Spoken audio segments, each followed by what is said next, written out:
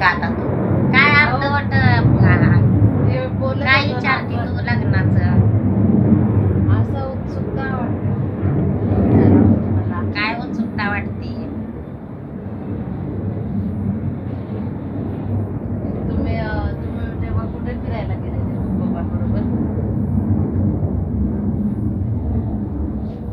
कुठं जाणार एक तर बाळाला गेलो खंडोबाला परत पिक्चरला गेलो सिद्धेश्वरला एक गेलो झालं 2 दिवस फिरलो इकडं तिकडं पिक्चरच बघितला मूवी बघितलेली कोणती? हा ते हे धूम धडाका हा हा हा. हा धूम धडाका बघितलेली तेव्हा. हा म्हणजे त्याला आपल्याला तुमची फर्स्ट डेट म्हणता येईल ना? हो तुमची आणि पप्पांची फर्स्ट डेट. पण माझी बहीण होती ना चुलत बहीण हा. ती होती 4-5 वर्षाची हम्म. तिला पाठवलं आमच्या बरोबर तसं दोघाला नाही पाठवलं हा हा हा. तर आमच्या बरोबर ती नूतन म्हणायची ते पण होते. बहीण होती बारकी छोटी अच्छा. तुम्ही सांगा ना काय किस्से असतील तुमचे. काय किस्से तुम्हाला काय आठवतं असं नवीन लग्न झालेलं त्यावेळेसचं? काय नाही त्यावेळेस साधंच होतं साध्या पद्धतीनं लग्न झालं त्या आमच्या ह्याच्यात व्हिडिओ शूटिंग पुण्याला होतं पण सोलापूर जिल्ह्याकडं अजून आलं नव्हतं होतं पण जास्त महाग असल्यामुळं ते आणलं नाही व्हिडिओ शूटिंग फोटोच काढले व्हिडिओ शूटिंग काय काय जे पैसेवाले आहेत तेच करायचे आणि मग आमच्या जास्त खर्च होतोय म्हणून व्हिडिओ शूटिंगवाला नव्हता आणला फोटोच काढले हा हा हा. आणि फोटोज छान आलेत तुमचे मस्त आलेत ते वाले. हो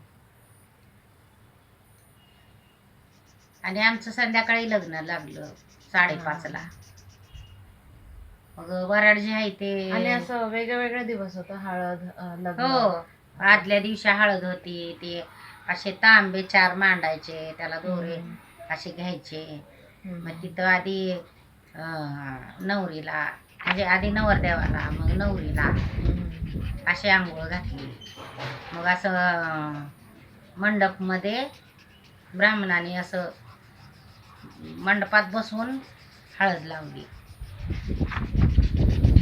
दोघांना पण.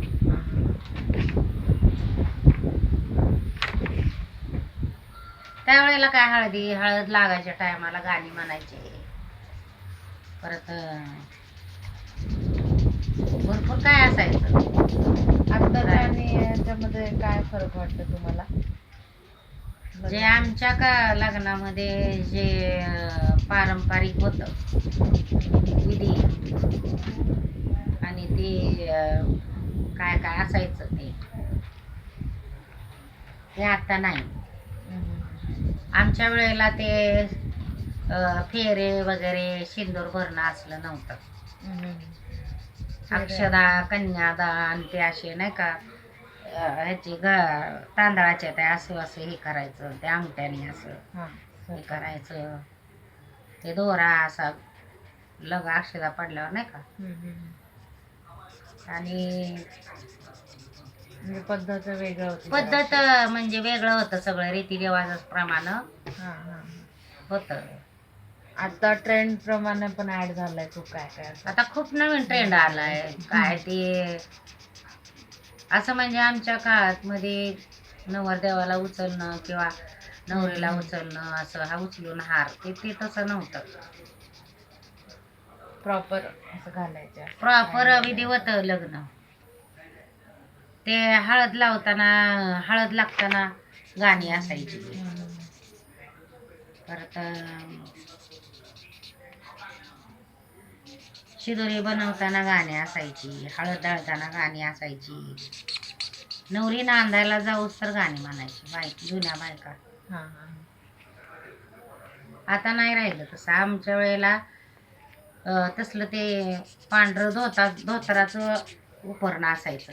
साडी नेसलेली हा आणि ती धोतराचा नाही का एवढा तुकडा, हा हा ते उपरणं ते उपरणं म्हणून असं डोक्यावर घेऊन झाकून हळदीला नवरी जायची.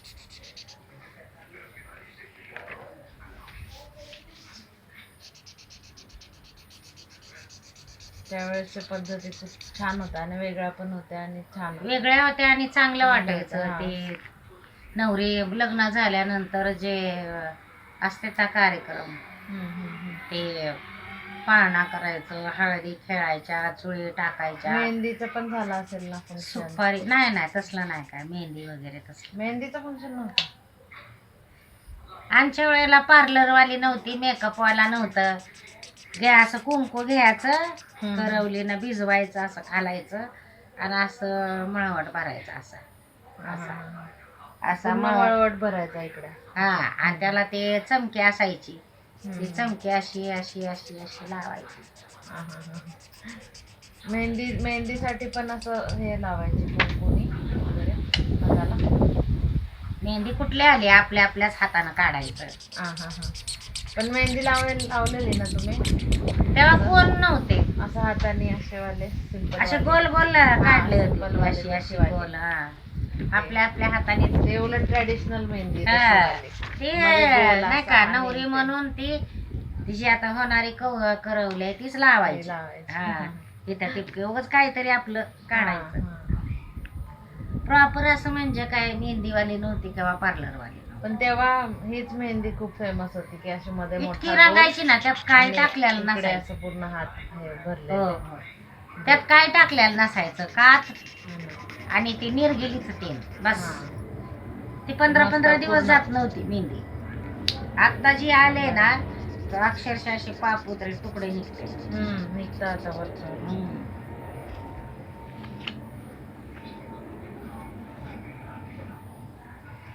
परत ती हळद काढताना गाणं म्हणायचं. भरपूर अशा काय रीतिरिवाज होते. लग्न झाल्यावर ते अंगाची हळद निघेपर्यंत महिनाभर काम करू देत नव्हते. ते हे पण असतात ना काय काय खेळ लग्नानंतरचे नाही का, नवरी लपवायची. ते पण झालेले ना, ते सगळं लपवलं होतं. कोण उचलून आणतंय, कोण हाताला धरून आणतंय. मला हाताला धरून आणत. अजून कोणते कोणते खेळ होते त्याच्यामध्ये? ते आंघोळ करताना बघा ते होतं. हा, एकमेकाला आंघोळ घालायची, चुळी टाकायच्या. ते सुपारी अशी धरून हे करायची. केले होते सगळे खेळ.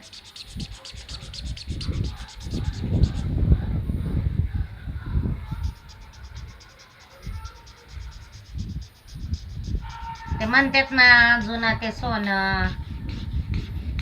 आता जे नवीन निघाले ट्रेंड, ती पण चांगलंच आहे म्हणायचं. आता काय करायचं, ते म्हणजे त्या गेम्स मुळे जातात त्याच्यामध्ये अजून अजून काय काय नवीन नवीन ऍड झालंय. फक्त म्हणजे आधी फरक एवढाच आहे की सप्तपदी आणि आमच्या वेळेला ते आता हे करतेत ना होम, तसलं नव्हतं. होम आणि फेरे नाही का, ते नव्हतं. ते नाही. सुपारी फक्त म्हणजे ते सप्तपदी होती. सप्तपदी होती ती पहिल्यापासूनच आहे. फक्त होम आणि फेरे ते कुंकू ते आपल्यात नाही ती तशी पद्धत.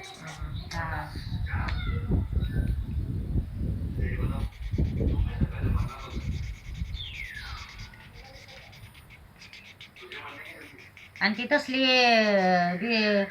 पूर्वी कसं मुलाकडेच लग्न असायचं शक्यतो. हुंडा म्हणजे आपल्या लोकात तर जास्त हुंडा बी देत नाही. 1001 रुपया, परत 2001 रुपया असं हुंड्यामध्ये काय झाल झेंडा आणि रुकवत हीच पद्धत होती. आणि मुलाकडं लग्न. पण चांगली लग्न व्हायची, जेवण चांगली व्हायची. असं म्हणजे काय काय आमच्या लग्नात बुंदी होती, परत चपात्या होत्या. हा मेनू काय काय होता? भाजी. आमच्या लग्नात काय बुंदी, हा. मसाले भात, हम्म. वांग बटाट्याची भाजी आणि चपाती होती वाटतं. हा हा. चपाती का पुरी होती. वांग बटाट्याचं शाक. शाक. शाक. मुलाकडं होतं लग्न, पप्पांकडं होतं. हा, हा. आपण तुमच्या लग्नातलं शालू पण एकदा दाखवायचा का? तो शालू प्युअर रेशमी रेशमी, हा. धाग्याचा आहे. आणि तो शालू कितीला घेतलेला होता, आमच्या सासूबाईंना सांगितलं प्युअर बनारसी शालू, त्यात जरा बी कॉटनचा धागा नाही, प्युअर रेशमी. 3000 रुपयाचा आहे. त्यावेळेस ते तर खूप तो होतं. शालू तो त्यावेळेला 3000 रुपयाचा प्युअर सिल्क. आता मिळत आहे नाही. हा ना. तोच त्याला तांब्याची का चांदीची तार आहे, त्याला मी काय बघितलं नाही, पण आहे 3000 रुपयाचा आहे. पण आता तो शालू जर तसा तर मिळणारच नाही. आता चालू आहे, आता तो तसा सगळं मिक्स आहे आता मिक्स आहे. प्युअर एवढं कुठे आता मिळणार. पूर्ण सिल्क आहे, त्यात कॉटनचा धागा अजिबात आणि नाही. आता प्युअर खूप घ्यायला गेलं तर खूप महाग आहे. हो. त्या काळात ते म्हणजे खूप महाग होतं. माझ्या लग्नात 5000 रुपये तोळा सोनं होतं. हा. म्हणजे त्यावेळेस ती आणि साडी चांदी किती 1000 रुपये का काय, 1000 रुपये.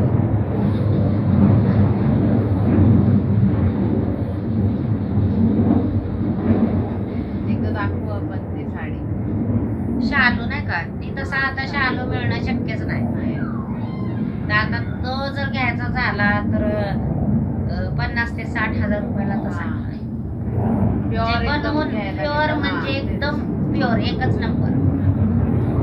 तो पंढरपूर मधून आणला होता शालू, पंढरपूर मधून काय आणलं. तुमच्या लग्नाचा फोटो दाखवायचा का? काय लग्नाचे फोटो काय चांगले निघाले आहे ना, एक चांगला फोटो आहे, तो छान वाला आहे. काय तो तुमचा रथ मध्ये बसलेला तर ह्याच्यामध्ये करत नाही, ते मंडपातच होतं मंडप. स्टेजवर. स्टेज. हा ते तसल्या लाल खुर्च्या नाही का, हा हा. आता ते कार्यक्रम हे होते तसं माग असं पूर्ण असं आहे ना, लाल खुर्च्या होत्या.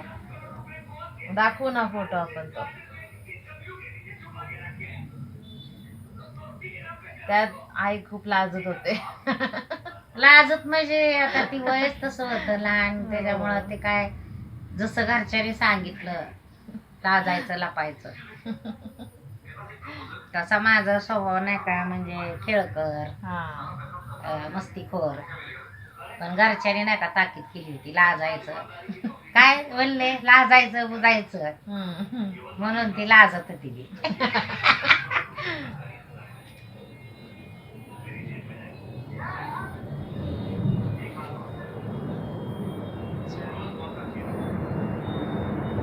आपण कंटिन्यू करूया आपलं. आता बस झालं की, आता लग्नाच्या गप्पा गोष्टी झालं की. आता मी अजून क्वेश्चन काढून ठेवते. मी माझं लग्नाला 23 वर्ष झालं तरी एकदाही लग्नाचा वाढदिवस केला नाही. कधी माझा वाढदिवस झाला नाही. पोरांचे होते वाढदिवस, या कुणी मला गिफ्ट दिलं नाही, करतच नव्हतं तर गिफ्टाचं काय. 23-24 वर्ष झाल्यावर पोराने सांगितलं की तुमचा आता 25वा वाढदिवस आहे. तेव्हा मोठे झाल्यावर तेव्हा लक्षात आलं की आपल्या लग्नाला 25 वर्ष झालं. आणि जरी झालं तर कोण गिफ्ट देतय, कुणी गिफ्ट काय, कोण फुल बी दिलं नाही, आणि आमच्या डोक्यात काय आलं नाही. तेव्हा असं नव्हतं की अरे सेलिब्रेट करू. आता तर काहीच नाही, आम्ही तसल्याला आता लग्नाला 6 महिने झाल्यावर सेलिब्रेट करतात. नाही ते करत असतील, वर्ष पण आम्ही नाही का या गोष्टीला कधी महत्वच दिलं नाही. तेच नाही, मेन आता म्हणजे असं निघालंय नाही का यायचं वर्ष व्हायचं जायचं, वर्ष व्हायचं जायचं. आणि कोण बघतंय तेव्हा? हा, 1 वर्ष झालं, 2 वर्ष झालं, 3 वर्ष झालं, 4, एवढं कोण मोजत बसत नव्हतं. हा, हा.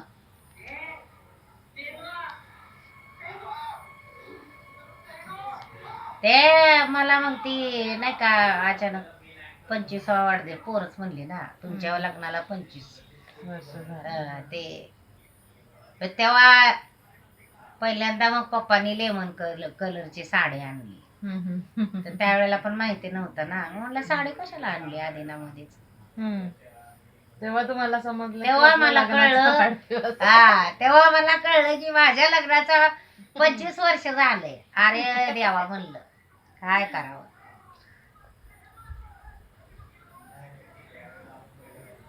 कारण कसं होतं माहिती का, नोकरी लागली, सगळं पप्पांवरच असायचं ना, लोड पडायचा. त्यांचे पप्पा होते ना, पप्पांचे पप्पा त्यावेळेला जरा नाही का थोड्या दिवस सुच्या 1 वर्षाची होईपर्यंत त्यांना जरा टेका होता, आधार होता. त्यानंतर मग त्यांचे पप्पा गेल्यावर सगळं नाही का, म्हणजे पप्पांना आधारच नाही ना, सगळं पूर्ण पण त्यांच्यावरच हे झालं. मला कुठं पण कितीतरी जीवनामध्ये अडचणी आल्या, पैशाच्या, आर्थिक आल्या, तुला सांगते कितीतरी काय काय अडचणी आल्या, पण पप्पांनी तेवढ्यावर मात करत करत इथपर्यंत दिवस काढले. कधी असं म्हणजे आपली गारानं कधी कोणाला गायली नाही ती, की मला नाही का पगारच पुरत नाही, अपघात होती, अडचण होती.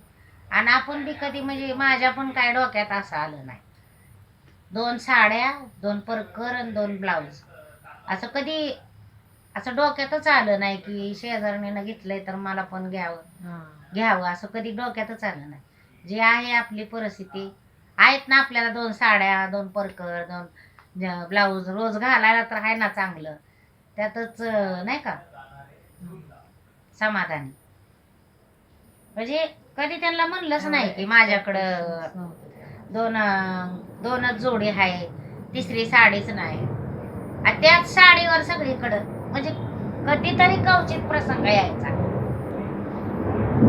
ती साडी म्हणजे सातर कुठं नेतच नव्हती.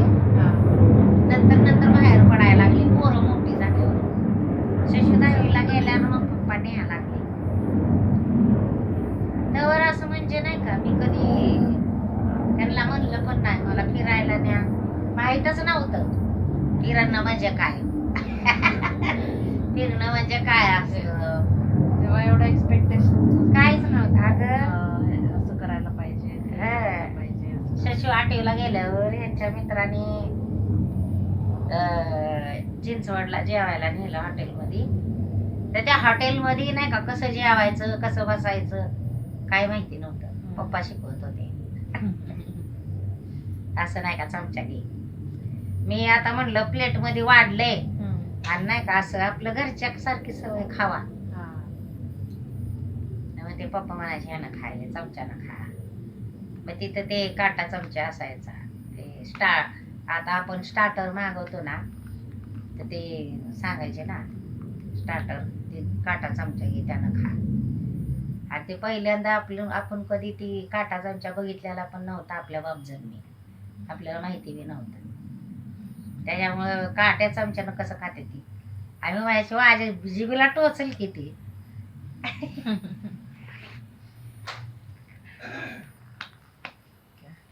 असं काय गोष्टी गमती जमतीच्या बी झाल्या. आणि एवढं काय असं म्हणजे त्या काळात त्यावेळेला मला काय एवढं सिरियस बी नव्हतं की हॉटेलमध्ये लेकरांना नेलं पाहिजे किंवा असं भेळ वडापाव खाल्लंच पाहिजे. कुठं आम्ही खातच नव्हतो ते पहिल्यापासून नाही का, वडापाव नाही, भेळ नाही, परत असं म्हणजे बाहेर कुठं जाऊन हॉटेलमध्ये खाणं नाही. जे बी काय असेल ते आपलं घरातच, कुठलं बी काय असू दे, भाजी पाला असू दे, काय पण असू दे, आपल्या घरातच.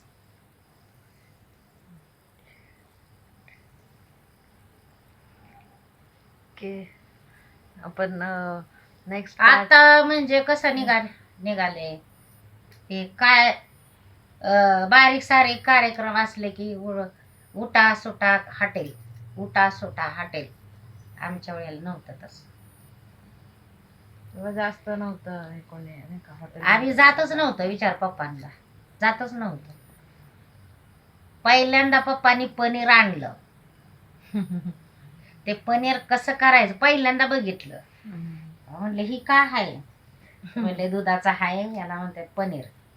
आता बाया पनीर आणलं, पण हे करायचं कसं कोणाला माहिती आहे? शेंगदाण्याचा कूट टाकून केलं होतं.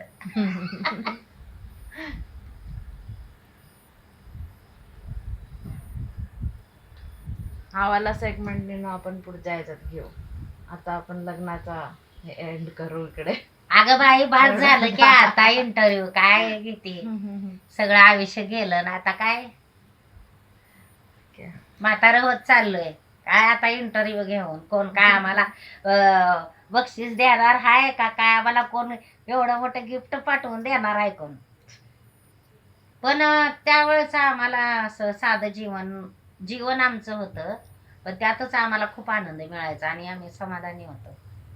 अपेक्षा जास्त नव्हत्या. नंतर जसं जसं दिवस जात गेले तसं अपेक्षा वाढल्या आणि पण झालं परमेश्वराच्या कृपेने सगळं. जे मागितलं नाही ते देवाने दिलं.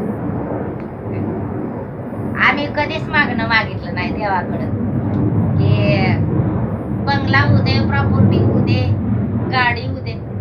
डोक्यात एकच होतं, आज भाजी केली उद्या काय करायची. पण हे असलं कुणाच्याच नाही. एकदम असं निर्मळ मनाने संसार केलाय. कुठल्या गोष्टीची जास्त अपेक्षा नाही, काय नाही. अगदी साध्या पद्धतीनं संसार केला. पण त्या परमेश्वराचीच लीला, त्या स्वामी समर्थांचीच लीला, न मागता सगळ्या गोष्टी दिल्या.